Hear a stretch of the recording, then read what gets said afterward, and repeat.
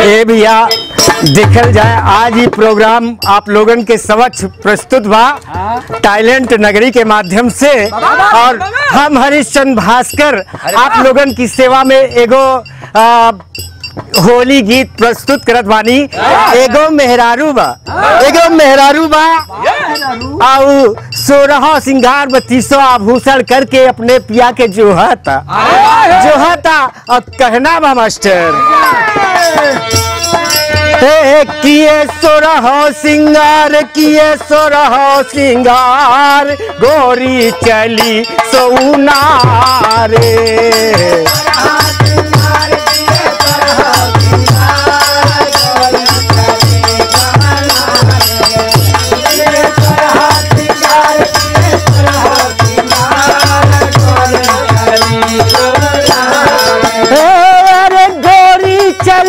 सोनारे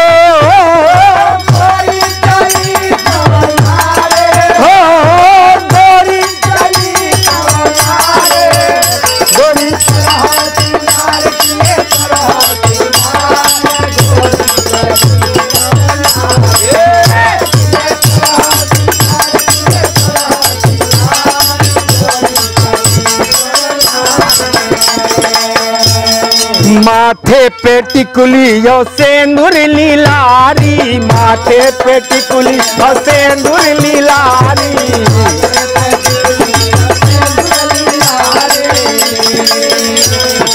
माथे पे टिकुली और सेंदूर लीलारी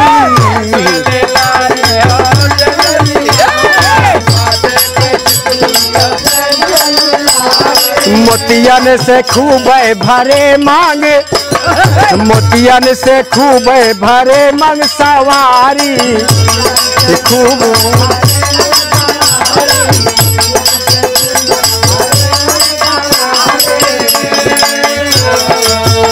हर कजरा नजरिया में डारे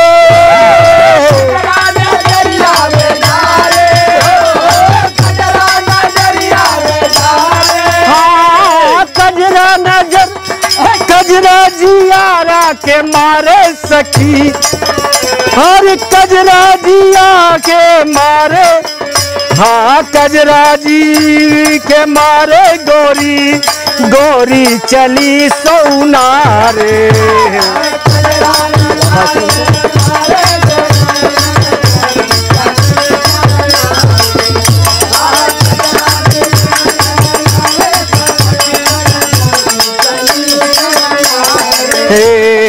अंगूरी के पोर पोर मुंदरी बिराजे अंगूरी के पोर पोर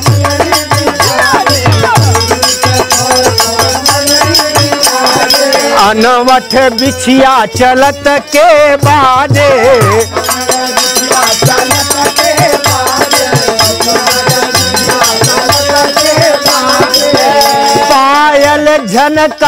पायल झनकार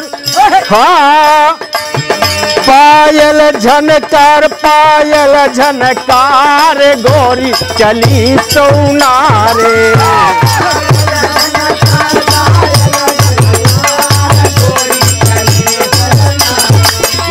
पायल झनकार गोरी चली सोनारे नारे गोरी चली सोनारे झनकार पायल झनकार गोरी चली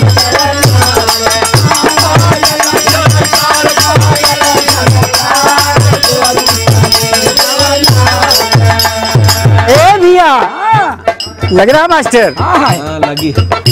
आज घूंघट के डारे बा इतनी झलकत बा कजरा एकदम तलवार के नियर कहलम बा मास्टर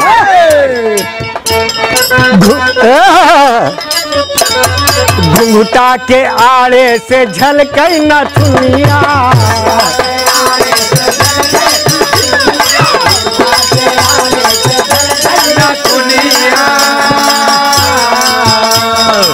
पतली कमरिया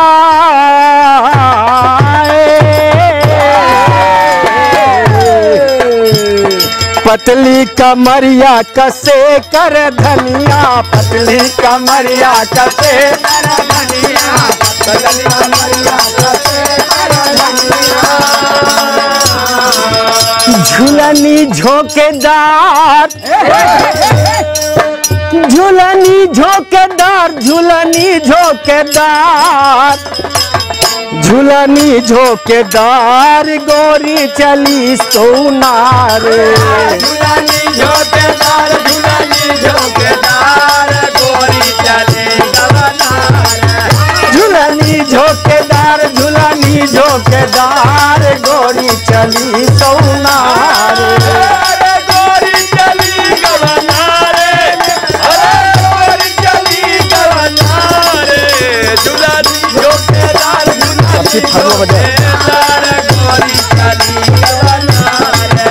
झुलनी झोंकेदार, झुलनी झोंकेदार गोरी